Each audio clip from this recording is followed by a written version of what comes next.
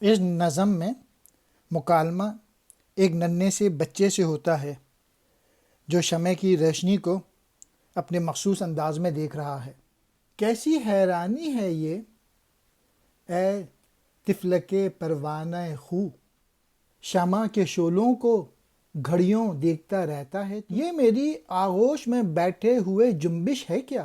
روشنی سے کیا بغل گیری ہے تیرا مداح، اس نظارے سے تیرا ننھا سا دل حیران ہے۔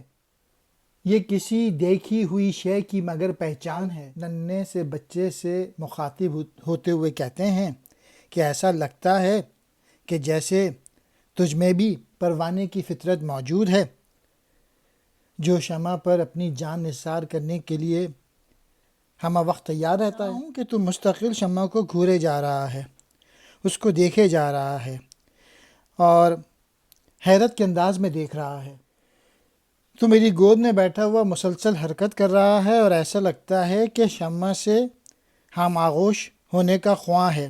شمع کا نظارہ تیرے لیے حیرت کا سبب ہے اور ایسا لگتا ہے کہ تو نے یہ نظارہ پہلے بھی دیکھا ہے اور تو نے اسے پہچان لیا۔ طفلک پروانہ خو، پتنگے کی عادت رکھنے والا چھوٹا سا بچہ، گھڑیاں دیر تک، آغوش کہتے ہیں گود، جنبش مینس ہلنا جلنا، بغل گیری گلے ملنا، مدعا مقصد، سراپا سر سے پاؤں تک، عریاں ظاہر،